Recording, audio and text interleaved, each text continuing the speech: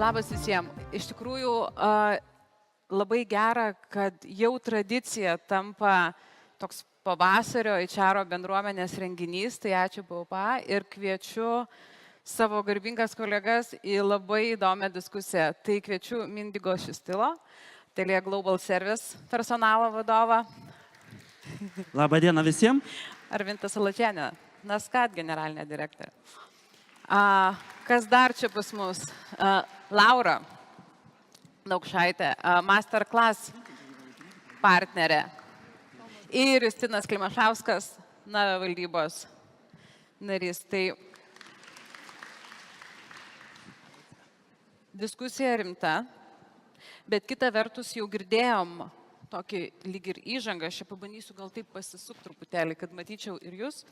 Tai gal pabandykim iš tikrųjų žeminti tai, ką jau Renata pakėlė ir išgirsti. Viena iš jos frazių buvo bendraukit, daugiau bendraukit su vadovais, išgirskit jų nuomonę, ką jie sako. Tai pabandykim visą tai žeminti. Ir nepaslaptis, su kiekvienu paskiruoju būdu bendravau ir buvo įdomu išgirsti mintis. Ir Arminta dar pasigavo mane, jeigu aš sako, Toma, tik pabrėžkime apie strateginį HR lyderį. Tai gal ir pradėkim. Kas yra jums? Nebesigirdžiu, girdžiuosi. Kas jums yra strateginis HR lyderis?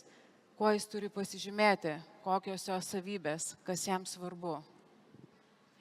Labas rytas šauniai PVPA bendruomeniai. Tikrai džiugu matyti tokį būrį ir labai gerą gavom ir minčių, ir energijos, manau, užtaisą nuo ryto. Ačiū Renatai ir kitiem pranešėjim. Tai iš ties galime į čia lyderystę pažiūrėti iš labai daug kampų. Ir man klausant Renatos, toks apibendrinimas kilo, kad HR lyderis yra tarsi moderatorius, kuris siekia laiminčio sprendimo visoms šalims. Tai yra įmonės darbuotojams, akcininkams, klientams. Ir galbūt galėtumėm irgi pasakyti, kad jie ir jis yra tarsi darbuotojų balsas vadovų komandoje ir vadovų balsas darbuotojų tarpe. Bet mūsų šiandienos diskusijos tema yra būtent apie tą strateginį lygmenį. Tai yra jau strateginė HR partnerystė su kitais įmonės vadovais ir man atrodo, kad gal vertinga yra dekonstruoti, kas tas strateginis lygmuo ir kuo jisai skiriasi nuo tiesiog labai svarbios, bet taktinės vykdančiosios funkcijos. Tai pirmas aspektas, apie kurį beje irgi girdėjom jau net nuo pat rytinio pasveikinimo Europos asociacijos prezidentės, tai yra matymo ir mąstymo laukas. Tai strateginis horizontas yra platus ir tolimas. Ir turi gebėti pakelti savo objektyvą nuo šiandienos aktualijų ir pažiūrėti būtent plačiai ir toli. Ir matyti mūsų supantį pasaulį, kuriame mes gyvename, dirbame, tą aplinką, kurioje mūsų organizacija veikia, tendencijas, didžiasias mega tendencijas ir bandyti projektuoti jų poveikį mūsų organizacijai vidutinėme ir ilgajame laikotarpyje. Antras aspektas tai yra tas, kad strateginis lygmuo yra neatsiejamas nuo sprendimų priėmimo. Ir čia jau yra tas kitas atsakomybės lygmuo. Ir ką mes, manau, matome organizacijose, kad pasaulis yra tiek dinamiškas ir kompleksiškas, kad vis mažiau sprendimų yra priimami solo. Kad vienasmenis vadovas priima sprendimus, dėl to, kad kiekvienas mūsų, kiek mes protingi patyrę esame, tikrai turime aklųjų zonų. Ir tik tai subūrę daugiau žmonių su skirtingomis įžvalgomis, patirtimis, mes galime tą 360 bandyti bent jau pamatyti. Tai kitas aspektas sprendimų priėmime, kad labai daug kalbame apie duomenimis grįstus sprendimus, bet duomenys be įžvalgų nėra vertingi. Tai vėlgi sprendimų priėmimo tam procese būtent gebėjimas ne tik surinkti duomenis, bet juos analizuoti ir paversti vertingomis įžvalgomis yra labai labai svarbus.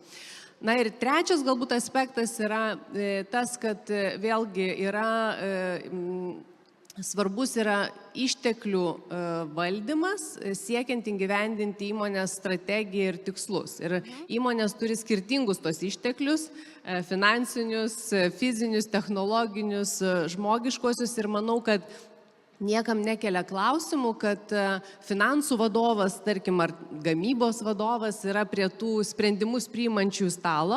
Visgi tikrai dar ne visose įmonėse HR lyderis, vadovas yra prie to stalo. O manau, kad tikrai žmonės nėra mažiau svarbus negu pinigai, tikrai yra atvirkščiai. Tai apibendrinant, sakyčiau, kad tas būtent strateginis HR lyderis mato plačiai ir toli, supranta įmonės verslo modelį ir aplinką, kurioje jį veikia, yra autoritetas ir pagrindinis patarėjas žmogiškojo kapitalo, strategijos ir valdymo klausimais ir dalyvauja kolegialiai priimant sprendimus, kurie yra svarbus visai įmonei.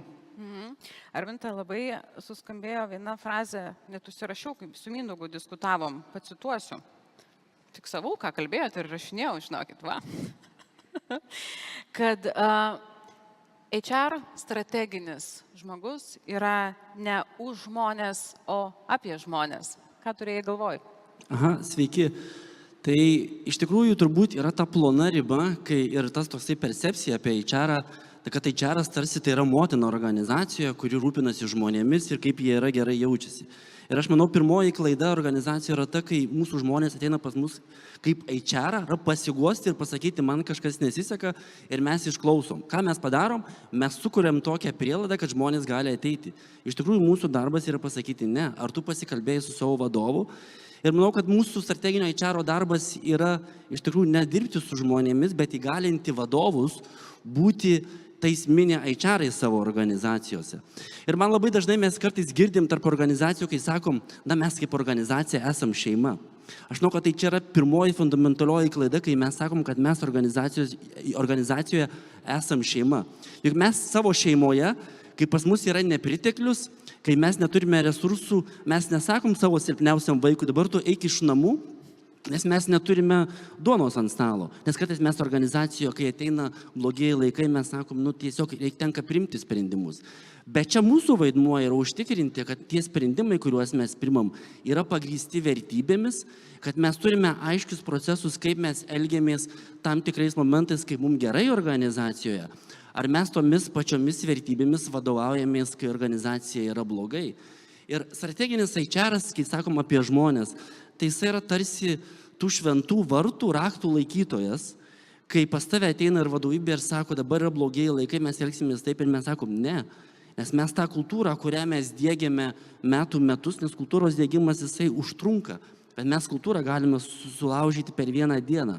Tai mūsų tas strateginis darbas yra užtikrinti, kad mes esame apie žmonės, mes to žmonės įgalinam, motyvuojam tam, kad jie būtų įsitraukę, produktyvūs organizacijoje, bet mes neinam už tai kaip profsąjungos atstovai ir sakom, na mes dabar už žmonės, nes ką turime suvokti, kad kai tu esi šitoje rolėje, tu esi jau organizacijos pusėje ir mes turime viską žiūrėti per verslo akinius. Ir tik tada žiūrėdami per verslo akinius mes būsime apie žmonės ir būsime tame kitame lygyje. Tai ar teisingai suprantu, kad tarsi žinoti organizacijos vertybių ašį, tai yra kryptis link kur, tiek Arminta sakė, matyti ne tik skaičius, bet ir gebėti iš to padaryti įžvalgą, tai vadinasi nuo vertybių atsiremiant ir tai, ką organizacija veikia, organizuoja, ar liudija tai, ką mes esam susitarę vertybėse.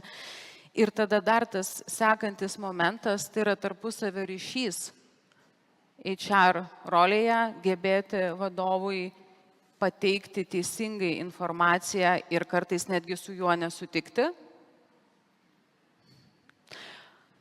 Visi sako taip. Turiu auditorijai klausimą. Ar dažnai ginčijatės su savo aukščiausio lygio vadovais ir sakot, žinai, bet pagarbiai turiu galvoj, ar nesutinku su tavimi ar jumis Ir manau visai kitaip. Pakelkite rankas, kas ginčijatės. O dabar padarom eksperimentą. Aš dabar jūs visus nufotografuosiu, nes turiu telefoną ir pažiūrėsim, kaip bus po metų. Gerai? Tai paprašysiu, veidų tikrai nesimatys, pažadu. Tai pabandykim pakelt dar kartą, kas leidžiatės į karštas diskusijas su savo vadovais, kad kartais nesutinku. Jėzau, tikiuosi apšvietimas man leis padaryti. Gerai, ačiū. Labai noriu tikėti, kad tų rankų kils dar daugiau, bet vis tik, ko reikia? Ir čia gal dar sukuosiu šiek tiek ir į Laurą. Laura, esi žmogus, kuris daugiausia dalyvauja su didelėm organizacijom ir atrinkinėja strateginio lygmens žmonės. Ko reikia tokiam žmogui, kad jis gebėtų analizuoti, aiškiai žinoti arba pakreipti vertybių prasme ir diskutuoti, teikiant įžvalgas vadovui labai rimtais klausimais, kas susijęs su strategijomis kryptimis, ko tikisi organizacijos iš tokių žmonių ir galbūt kokios tavo rekomendacijos, ko reikėtų pat man šiandien dienai, jeigu noriu toks žmogus būti, kokiomis savybėmis turėčiau pasižymėti, kokias kompetencijas ugdyti. Ačiū už klausimą. Labas rytas dar kartą visiems. Tai aš manau, kad visų pirma, tai reikia turėti ambicijos. Tai reikia turėti ambicijos, reikia turėti noro ir drąsos. Tai matau, kad drąsos tikrai turite, bet reikia turėti ambicijos ir reikia, atsiprašau, labai Renatai irgi pritarčiau, kad reikia imti pačiom ir daryti. Sakau pačiom, nes kai atėjau šiandieną į šitą konferenciją, tai vyrų tikrai ieškojau. Radau kelis, džiaugiuosi, kad yra, tai skatinu ir norėčiau, kad jų būtų daugiau, o kitose konferencijose, kad moterų būtų daugiau. Tai aišku, kad reikia ambicijos ir reikia veikti ne aktyviai, o ne proaktyviai. Tai reiškia, kad mes turime siūlyti sprendimus, kurie užtikrina organizacijos strategijos įgyvendinimą. Tai yra ypatingai, tai yra pats esminis dalykas. Tai ką ir Vinta minėjo, visų pirma, ko yra tikimasi iš HR, tai yra verslo supratimo. Tai yra, iš ko mūsų įmonė uždirba pinigus. Tai yra pats esminis dalykas. Ir mes, kai kalbame su personalo vadovais apie jų ankstesnius darbus, vienas iš klausimų yra, tai iš ko jūsų įmonė daro biznį, iš ko jūsų organizacijos ankstesnės uždirbdavo pinigus. Ir mes labai aiškiai galime pasakyti, kad tikrai galime dalinti bendruomenę į dvi dalis. Tai yra, dalis bendruomenės labai aiškiai žino, iš ko organizacijos uždirba pinigus ir kokia yra strategija ir tada koks mano gali būti įsitraukimas strategijos įgyvendinime. Nes tai yra pagrindinis įmonės vadovo ir įmonės akcininkų tikslas ir lūkestis iš personalo vadovo. Tai yra strategijos įgyvendinimas. Tai čia yra tikriausiai pats esminis dalykas. O savybės strategijos įgyvendinimui jos gali būti labai skirtingos ir mes nekeliame lūkesčio savybių rinkiniui. Mes keliame lūkestį bendrai tokiam mindsetui. Tai yra, ar yra supratimas, ar ne. Ir jeigu supratimas yra, tai tada ir įgalinimas yra. Nes diskusija su įmonių vadovu, su akcininkais, su kitais vadovais yra visiškai kito lygio, nes tuomet yra galimybė siūlyti sprendimus, kaip tą strategiją įgyvendinti. Justinai, paimprovizuokim. Ką turėtų, nes mes dabar kalbam lyg ir tokiais, kas tai turėtų būti, pabandykim įžeminti jau elgsenam konkrečiom. Ką turėtų daryti arba kaip turėtų tave nustebinti HR-as atėjęs, nežinau, į valdybos susitikimą, kad tu sakytum, šakės, viskas, čia mums reikia šito žmogaus, jis mums svarbus, reikalingas ir arba nutinka tas didysis, kas tai turėtų būti? Čia turbūt ir yra tas didysis iššūkis, kad jeigu yra apskaitos funkcija, tai turi būti padaryta, nieko nebus. Prasme. Jeigu tai yra ten pardavimų funkcija, tai nebus rezultatų. Jeigu yra HR funkcija, tai iš tikrųjų gali egzistuoti tam lygiai, kur samdo žmonės ir papuošia eglutę ir jeigu organizacijai tas tinka, kaip ir tinka. Ir čia viskas iš tikrųjų labai daug priklauso nuo pačio žmogaus, kiek jis turi tos ambicijos, kiek jis turi to noro tapti tą strateginę funkciją, kiek organizacija iš kitos pusės yra pasiruošusi, jeigu to dar nedaro, keistis ir suprasti, kad tai gali veikti ir kad tai gali duoti kažkokią labai apčiuopiamą naudą. Nes iš tikro HR-as nustebina, turbūt gali nustebinti tais atvejais, kai būtent ateina su savo programa, kuri yra kur kas daugiau negu samdyti žmonės ir ten papuošti eglutę ir taip toliau. Ta programa įgyvendina, remiasi duomenim, duoda krūvas duomenų tiem pačiam darbuotojam, vadovam, middle management vadovam, ta prasme, kokie procesai organizacijoje vyksta ir panašiai. Ir sakau, veikia labiau pagal savo biudžetus ir pagal savo planą, per savikontrolės mechanizmus, negu tai, kas yra liepiama ir ten kažkokį nuleidžiama. Tai čia labai gražiai susijungia su kita, vėl Mindaugai tavo frazę užsirašiau. Ar gebu nusimti savo kepurę ir kalbėti ne aš, o mes balsu? Tai, ką paminėjo Arminta ir Justinas ir Laura, iš tikrųjų, tai yra apie tai, kad tarsi ateiti ir kalbėti apie žmonės, ne už žmonės, bet apie žmonės. Bet vis tik kritiniu momentu tampa geba įvardinti arba argumentuoti, tai yra turėti argumentų svorį. Gal gali pasidalinti savo patirtimi, nes tikiu, kad ir mes, kai diskutavom, koks tikslas buvo šitos diskusijos, duoti paprastus įrankius, tai gerai, tai ką aš galiu šiandien išėjęs per tas duris jau padaryti? Ar gali pasidalinti savo patarimais, kaip reikia arba ką reikia daryti, kad gebėti įvardinti pagrįstus kažkokius tai argumentus, kuriuos išgirstų? Aha. Tai visų pirma, turbūt yra ta riba, kad vėlgi mes suvokiam, kad, ką Renata minėjo, kad labai dažnai sako, nu va čia yra HR darbas. HR-inis domenas ir aplamai žmonės yra mūsų visos organizacijos rūpestis. Tai yra mes visi kartu esame atsakingi, kai mums yra, kai trūksta žmonių arba kai žmonės iš mūsų išeina, tai nėra HR-as kaltas, tai yra mes visi kaip organizacija kažką darom blogai. Ir gal toksai vienas iš tų pavyzdžių, kad kur, kai kalbi su duomenimis, mes irgi prieš porą metų, kai išeina darbuotojas iš organizacijos, ką mes darom, tai dažnai pasikalbam, turbūt dažnai organizacijos išsiunčia klausimyną, ką mes darom, mes einam tą ekstra žingsnį, tai yra pasidarom face-to-face, tą vadinamą live interview, suvokti, dėl ko žmonės išeina iš organizacijos. Ir tada tu kaip HR-as gali tiesiog priimti tą tokią poziciją, kad identifikavom, žmonės išeina nes. Ir mes prieš porą metų identifikavom, kad 40% mūsų žmonių išeina iš organizacijos dėl to, kad jie nemato augimo galimybių. Ir mes kaip teleorganizacija, kaip telegrupė Lietuvoje, turinti 3000 darbuotojų, nerealu, kad žmonės neturi kur augti. Ir tada mes kaip daktarai pradėjom spausti tą skaudamą vietą ir suvokti, o kur yra priežastis. Ir mes pamatėm, nepaisant to, kad mes turime savo vidinį karjeros portalą, bet žmonės, jie yra tinginiai, jie neina į tą portalą. Ir ką padarėm, prieš visą grupę pakeitėm, sakom, žiūrėkit, mes turim atnešti žmonėm naujienlaikraštį kiekvieną penktadienį, padedant ant stalo, kokios yra karjeros galimybės. Toliau spaudėm ir kasėm, toliau ir suvokėm, kad mūsų vadovai nekalba su žmonėmis apie jų karjeros galimybės, nes jie nori laikyti tą žmogų pas save ir nepaleisti. Bet tada mes vėlgi už duomenų matom, kad žiūrėk, vadovas, jeigu tu nekalbėsi, tas žmogus jisai vis tiek išeis. Tada pradėjom keisti mindsetą. Kita dalis suvokėm, kad mūsų žmonės nežino, kas toje organizacijoje yra. Tada pradėjom įgyvendinti šešėliavimo galimybės tam, kad žmonės eitų, suprastų, kokios yra galimybės organizacijoje.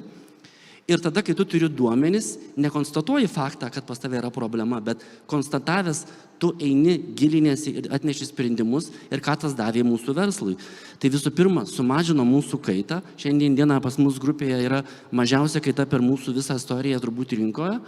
Toliau mūsų vidinė kaita, vidinis augimas yra 25% visų atvirų rolių yra užpildoma įmonės darbuotojas. Ir mūsų nukritimo tas reitingas per bandomąjį laikotarpį yra 0. Ir tada čia yra pavyzdys, kai tu pasiemi tam tikrą procesą, ne šiaip jį tiesiog konstatavęs, bet paimi įgyvendinį, įrodai, kad tai neša prasmę ir tada tu atneši verslui kažkokią tai pridėtinę vertę. Ačiū. Apie atsakomybę. Ir Laura čia pažymėjo, kad dauguma vis tik susirinkę žavių moterų. Arminta man apskritai yra lyderystės toks pavyzdys ir įkvėpėjas, kaip reikia sekti. Ir mes kalbėjomės visi draugė susirinkę apie tai, kad sunkiausia lyderiui turbūt rodyti pavyzdį pačiam per save. Bet vis tik, Arminta, kokias atsakomybės, jeigu aš jau nusprendžiu, noriu įti strateginį lygmenį, dabar dėsiu visas pastangas, kad suvokti, kokią peklą lendu. Kokias atsakomybės prisima strateginis HR lyderis jūsų nuomonė? Man atrodo, mes jau kaip ir jungiam taškus į visumą. Taip, tai mes sakom, kad strateginis HR lygmuo jau būtent ir sujungia įmonės veiklą, jos strategiją su žmogiškojo kapitalu, su žmonėmis. Tai atsakomybė ir yra ta, kad turi pradėti pirmiausia nuo suvokimo ir išmanimo to, kaip įmonė veikia, kokius produktus jie siūlo, kas yra jos klientai, koks mūsų yra apskritai vertės pasiūlymas, kaip mes uždirbame pajamas, kokia yra mūsų išlaidų struktūra. Tai tikrai turi išeiti jau iš savo tokio siauro burbulo. Taip. Ir tada be abejo svarbu yra suvokti strategiją, kokia yra kryptis ir kaip reikia pajungti žmogiškai kapitalą, kad mes galėtumėm įgyvendinti tą strategiją. Tai man atrodo, atsakomybė pagrindinė yra ta, kad jau nebesi tiesiog HR profesionalas, bet esi jau vienas iš svarbių verslo strategijos įgyvendintojų ir sprendimų priėmėjų. Pagilinkim. Kaip viską spėti? Ir dažniausiai, kas nutinka žmonėm, ar tikrai galiu, o gal net taip pasakysiu, ar tikrai mokėsiu. Ir net vakare man rašo viena kolegė, aš jai ten siunčiu vieną tokį įdomų podcastą, jin sako, gerai, po 11 paklausysiu, bet labai norėčiau klausyti darbo metu. Kaip spėjat jūs? Pasidalinkit patirtim su bendruomenė. Kaip spėti viską padaryti? Visko neįmanoma spėti. Reiškia, turi pasirinkti, ką absoliučiai nori ir turi spėti ir tada kažkurių dalykų turėsi ar atsisakyti ar atidėti. Ir manau, kad apskritai tokiam labai dideliam tam tempe yra rizika ir iššūkis, su kuriuo susiduria turbūt kiekvienas vadovas, tai kad skubu ima viršų virš svarbu. Tai yra tokia nuolatinė turbūt kova, vidinė kova, kuri reikalauja ir disciplinos, ir nuolatinio tokio apmąstymo. Tai yra, ar aš visgi mano laiką ir energiją pirmiausia valgo tai, kas yra skubu ir kas man galbūt iš išorės diktuoja mano darbotvarkę, ar visgi didesnė dalis jos yra nuspręsta to, kas yra svarbu. Taip. Tai planavimas yra labai svarbus dalykas ir manau geras yra įrankis. Tai ką aš taikau jau tikrai daug metų, tai anksčiau tą darydavau pirmadienį ryte, dabar dažniau stengiuosi penktadienį arba sekmadienį vakare tą padaryti. Tai pasižiūrėti vėl, kaip sakant, vis tokiu rolling būdu, ten 2-3 savaitės į priekį ir aš stengiuosi susidėlioti 70-80% savo dienotvarkės ir taip, kad ką aš būtinai turiu įgyvendinti, atlikti, padaryti. Labai geras klausimas visą laiką yra, kaip sėkmė atrodys, tai kaip aš noriu pabaigti savaitę, mėnesį. Ir tada tikrai palieku kokių 20 galbūt procentų ar 30 tam tokiam jau tiekmei, nes tikrai iškyla klausimų, kur tu turi visgi čia ir dabar įsitraukti ir spręsti tos klausimus. Justinai, o jeigu situacija tokia, kad sugalvojau čia tokį nepaprastą planą, viziją, kuri kurs vertę, ateinu pas tave ir sakau, žiūrėk, čia dabar darykim. Ir tu man sakai, ne, Toma, nieko nebus, šiandien ne. Tavo patarimai, ką daryti man? turbūt reikėtų išgirsti argumentus, kodėl ne, nes tas planas turbūt turi kažkokį tikslą. Ir čia diskusijas buvo kilęs klausimas, kodėl reiktų norėti tapti to strateginiu lyderiu ir HR strateginiu lyderiu ir kada to neverta daryti. Kažkaip galvojau ir paskui sugalvojau, kad visą laiką yra verta daryti ir jeigu organizacijai to yra nenorima dėl vienokių ar kitokių priežasčių, tai turi būti kažkokie labai geri argumentai, nes, sakykime, iš esmės nėra pinigų, ne? Bet, pavyzdžiui, jeigu kompanija yra blogoje situacijoje, trūksta pinigų, yra ten, prie kažkokio išgyvenimo ribos, tai HR rolė dar didesnė pasidaro, nes to žmonės išlaikyti, turi kažkokiem ten tą šviesą tunelio gale rodyti, kad čia yra prasmė visą tame, ką mes darome. Tai yra, be pigų daryti HR, jeigu galima taip įsireikšti, kad organizacija puikiai gyvena ir tenai, o yra visai kiti klausimai, kuomet organizacija išgyvena kažkokius tai pokyčius. Dabar iš tikrųjų šią akimirką turbūt nėra labai palanki situacija HR pozicijai, ta prasme, kad labai trūksta darbuotojų ir tada turbūt dauguma laiko suėda tas būtent darbuotojų ieškojimas, jų išlaikymas, kad ateitų geri, tada atsiranda frustracijos, nes ten žmonės rotuoja, išeina, net pavyksta surasti tinkamų specialistų ir tada galbūt į antrą planą kažkiek nuplaukia tos tokios jau strateginės kryptis, kurios galbūt padėtų užtikrinti, kad tų darbuotojų mažiau reikėtų, jie mažiau išeitų, būtų atrasti kažkokie daug kūrybiškesni sprendimai vienom ir kitom funkcijom atlikti ir panašiai. Tai, kiekvienam, jeigu uždaro duris, reikia ieškoti lango. Tai man labai gražiai jungiasi su keliais dalykais ir čia labai gražiai tu pasakėjai, kad, tai kai viskas gerai, tai turbūt gal ir mūsų ne vieno nereikia, yra gerai, tai gerai. Bet mes esam skirti spręsti problemas. Bet mūsų kompanija yra tokia frazė, viena skrajojanti, kad problema tai yra lygų galimybė, visada galimybė. Ir čia labai stiprų vaidmenį vaidina atkaklumas. Tai atkaklumas. Tai kuomet ateini ir siūlai mintį ir tau sako, ne, tai yra ne asmeninė kritika, tai yra tiesiog kito kampo pamatymas. Nežinau, ar gerai girdžiuosi, nes matau, kad Mindaugas taip klausia. Aha, iš čia keistai supratau. Tai lyg ir pradedam taip komplektuoti savybių rinkinį. Vienas tai yra gebėti daryti įžvalgas remiantis skaičiais. Tai yra pagrįstas argumentas. Antras momentas - turėti ir drąsos, ir pagrįstumo diskutuoti su savo vadovais ir dėti ant stalo tuos argumentus. Trečias momentas - kūrybinis turbūt kampas, kaip dar kitaip užeiti ir čia tas atkaklumas pasireiškia, koks dar kitas kampas gali būti remiantis visų žmonių nuomonę. Bet turiu tokį keistesnį klausimą. O kada geriau neiti HR strateginio lygmens keliu? Vat kada geriau ten kojos nekišti? Laura. Kai nenori tikriausiai. Koks, galbūt kitaip paklausiu, koks yra, ir čia galbūt jau klausiu kaip vadovų visų. Mes dažnai kalbam apie tą kalno viršūnę, kaip ten smagu, tu save realizuosi, padarysi pokytį ir tai yra rezultatas.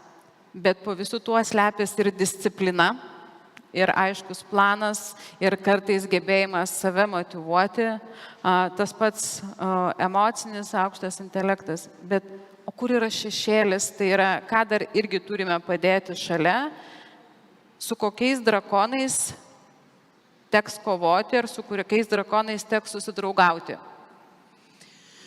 Tai, žinai, aš tai galvoju, kad ta kelionė yra ir asmeninė tam tikra prasme, tai reiškia, asmeninė, profesinė, kad kiekvienas ir kiekviena iš mūsų ją renkamės ir dedame pastangas, kad ją eitume, bet žinoma, kad turime turėti ir palaikymą. Tai jeigu mes organizacijoje jaučiame palaikymą ir turime palaikymą, ir turime galbūt net ir susitarimą su vadovu, kad aš turiu pakilti į kitą lygį ir duoti organizacijai daugiau naudos, tai tada, žinoma, ta kelionė jinai yra ir sklandesnė, ir mielesnė.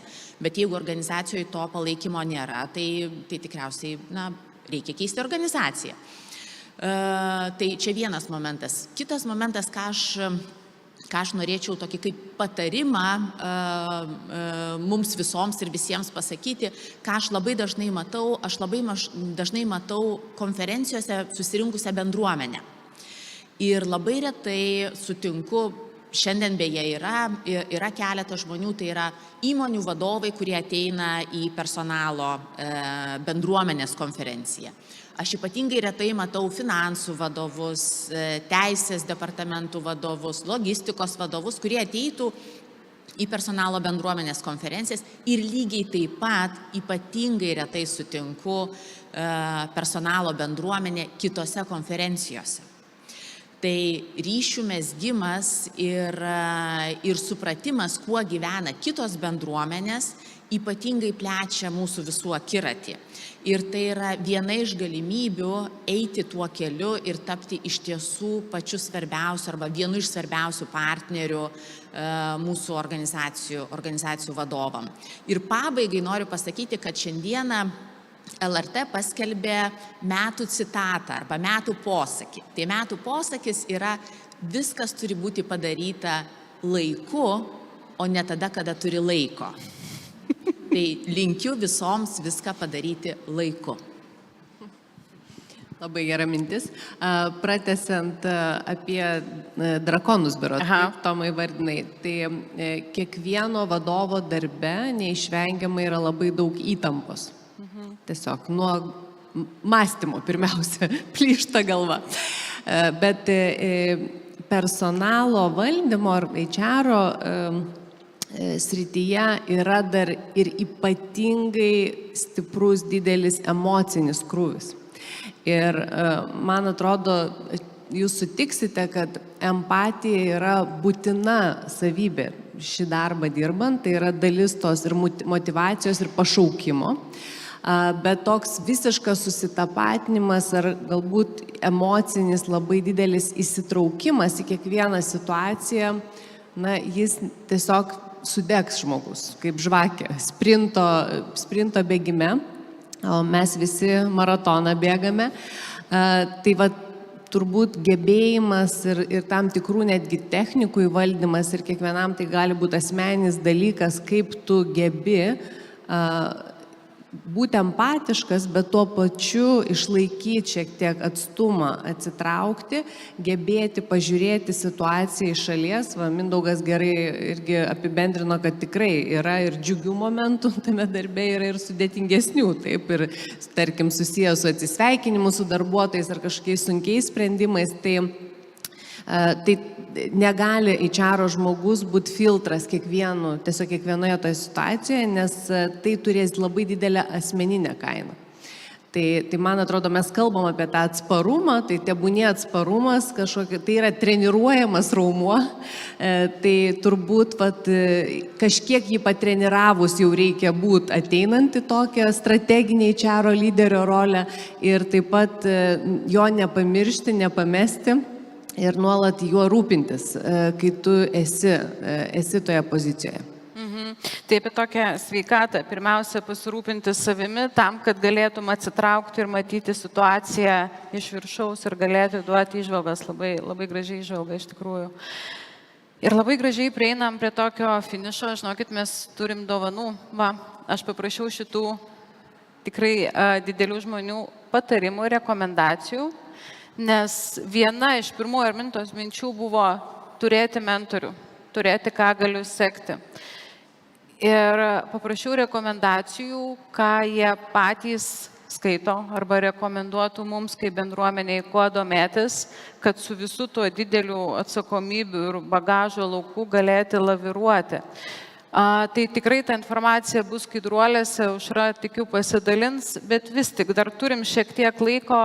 Pasidalinkit kiekvienas, jeigu taip dabar į galvą pirma mintis, kas ateina, ką rekomenduotumėt, kad jau dabar žmonės galėtų įeiti į LinkedIn ar pasigūglinti kokią knygą, nežinau, speakerį, kokį tai kalbėtų, ir šiaip žmogų, kurį galėtų, ar asmenybę pasiekti ir iš kurio galėtų mokytis eidami šituo keliu. Aš gal parekomenduosiu savo tai, kas mane visą laiką įkvėpia ir mane įkvėpia visą laiką grožinė literatūra. Tai rekomenduoju perskaityti Vakaro miglų sodas. Nuostabi knyga apie japoniško sodo kūrimą. Tai yra, kaip galima visą gyvenimą kurti japonišką sodą, nuolat tobulinti ir tame matyti ypatingai didelę prasmę. Tai man šita knyga paliko iš tiesų didžiulį įspūdį, neįtikėtinai puikus literatūros kūrinys ir su puikia mintim. Ir mums gyvenantiems dabar ypatingai greitą gyvenimą suprasti, kad galima rūpintis ir daryti tą patį darbą tik šiek tiek lėčiau. Tai labai, labai vertas kūrinys. Tai Ačiū, Laura. tikrai rekomenduoju. Man jūsų įžvalga labai patiko, kad iš tikrųjų, iš esmės, jūs esate visi HR specialistai, viską, žinot apie HR procesą. Problema yra pasidaro tame, kad dirbat su žmonėm, kurie yra, sakykime, vidutinio lygio vadovai, tai yra specialistai savo srityje. Ir, pavyzdžiui, gerose organizacijose būna, kad jie kildami į tos vidutinio lygio vadovus dėl to, kad jie yra geri specialistai, juom atsiranda HR funkcijos. Jie niekada to nesimokė, dažniausiai su to nedirba, jiems tai yra visiškai nauja.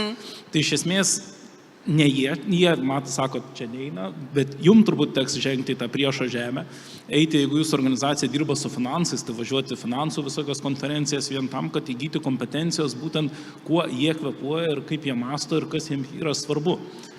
Tai turbūt net ne profesinė literatūra, bet eiti per tą temą, kurioje jūsų organizacija yra stipri ir dirba. Super, visai kitas kampas, ačiū labai. Jau irgi nuskambėjo kelios mintis apie tai, kad strateginėme lygmenyje svarbu, kad HR-as galėtų susikalbėti su vadovais. Tai tam, kad tas vyktų, reikia ir skaityti, klausyti panašių dalykų. Kai šalia be abejo grožinės literatūros labai pritariu, kad reikia ir poezijos, ir kitokios visiškai minties tos įvairovės. Tai tas pats Harvard Business Review, beje, paskutinis numeris žurnalo viršelyje yra The New HR Role. Tai visas vedamasis straipsnis Harvard Business Review yra dedikuotas būtent HR rolės transformacijai. Ir galbūt iš irgi tokių kaip autorių, kūrėjų, tai Adam Grant, organizacijų psichologas, tai ir kelių knygų autorius ir turintis tikrai labai šaunų podcastą. Work and Life, TED speakeris, jis kviečia labai įdomius žmonės į savo podcastus. Iš pačių įvairiausių sričių ir labai tikrai įvairiomis temomis kalba. Tai, manau, puikus kanalas plėsti akiratį ir būtent su naujomis temomis susipažinti. Okay, ačiū. Man turbūt asmeniškai mano HR kelionėje yra tokia viena knyga palikusi įspūdį, kuri man padėjo tapti nuo HR, kuris diegia taisyklės, iki HR, kuris kuria gairias ir įgalina organizaciją, vadovus ir žmonės. Tai yra buvęs Netflix CEO knyga No Rules Rules. Tikrai man tokia jinai yra palikusi įspūdį. O šiaip turbūt viena iš augimo galimybių tai yra bildinti networką. Bildinti networką per tokius renginius kaip šiandien. Dėl to, kad mes kaip HR, mes tikrai patys ir asmeniškai turime iššūkių. Ir kai mes turėsime savo tinklą, ir kai mes turėsime problemą, kai mes, diegsime succession planningą savo organizacijoje ir norėsime, kad tas procesas ne tik būtų tikas, kad mes padarėme procesą, bet tik toksai procesas, kuris really makes sense, kad mes galėtume atsigręžti į vieni kitus ir paklausti, o kaip tu darai organizacijų, o ką daro geriausios organizacijos Lietuvoje ar pasaulyje, tam, kad mes atneštumėm geriausias praktikas savo organizacijoje ir taptumėme tuo strateginiu HR-u. Ačiū, dar Laura Mirksėja, turi kažką rekomenduoti, ne? Dar vieną podcastą prisiminiau, tai galiu irgi rekomenduoti. Tai amerikiečių All for One podcastas, kalbasi 4 investuotojai, amerikiečiai, turintys kardinaliai skirtingas politinės pažiūras, kardinaliai skirtingas investavimo strategijas. Ir jų podcastas išeina kartą per 2 savaitės, man atrodo, valanda pusantros, ir jie aptaria labai skirtingas temas. Tai ir politinės, tai reiškia ir rinkimai, ir ir kitos politinės aktualijos, bet lygiai taip pat yra ir ekonomika. Tai labai įdomu, tokį labai platų pasaulinį bendrai ekonomikos vaizdą duoda, tai labai rekomenduoju. Tai tikrai pasidalinsiu, kad tikrai pasinaudokit patarimais ir po to pasižiūrėkit dar ir skaidruolėse, kaip pasidalins PVP, nes iš darbo patirties tai labai vertinga ir neįtikėčiausiuose momentuose praverčia čia prie tos argumentacijos, kai reikia, o ką mums to reikia ir kas iš to staiga ateina atsakymai. Ir pabaigai, paskutinis klausimas Mindugui. Todėl, kad personalo vadovas, todėl su visa pagarba, kad vyras, o šitoje bendruomeniai to pas mus mažiau. Ir iš tikrųjų aš Mindugui uždaviau vieną klausimą, bet kadangi pačiai labai smalsu ir labai linkiu kiekvienam užsiduoti, tai Mindugai, kodėl tu dirbi personale ir kodėl tu esi personalo vadovas, kodėl tu šitam kely? Tai visų pirma, kuo man įdomi personalo vadovo rolė, tai yra, tu esi iš tikrųjų organizacijos šešėlinis CEO, dėl to, kad tavo rankose yra žymiai daugiau, negu mes įsivaizduojam. Ir kita labai svarbi dalis, mes turime susivokti savo, kad už mūsų nugaros, už mūsų kelių personalistų ir daug personališčių nugaros yra 10 000 darbuotojų.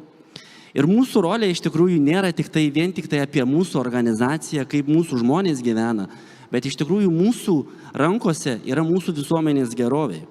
Dėl to, kad kaip mes, kaip vadovai, kaip personalo vadovai, kokias mes politikas dieksime organizacijoje, kaip mes elgsimės su savo žmonėmis, kaip mes sąžiningai elgsimės, kokias mes vertybės dieksime organizacijoje. Ar mes išnaudosime žmogų nuo 8 iki 10 vakaro ir nesąžiningai su juo elgsimės, tai įsivaizduokim, kaip tas žmogus, koks jisai grįž namo į savo šeimą, kokią nuotaiką jis atneš savo šeimai, ką jisai perduos savo vaikam. Kaip mes uždrausime turėsime nulinę toleranciją bet kokio pobūdžio diskriminacijai savo organizacijose, tokią mes visuomenę turėsime savo šeimose, tokią tą visuomenę mes kursime aplinkoje, kurioje mes gyvenam. Tada klausimas mums visiems, kokioje visuomenėje mes norime gyventi. Ar mes norime visuomenėje gyventi, kur mes esame visi susiraukę, ar mes visuomenėje, kur yra visi laimingi. Tai aš linkiu visiems, kad mes būtum ta visuomenė, ta dalis personalistų, kuri neštų gėrį ir gerintume tą visuomenę. Jokio spaudimo, žinokit, tai tik tiek. Tai iš tikrųjų visiems linkiu lengvo, aiškaus ir šviesaus kelio, jeigu jau esat HR strateginis partneris arba einat link to. Ir labai ačiū diskusijos dalyviam. Ačiū visiems.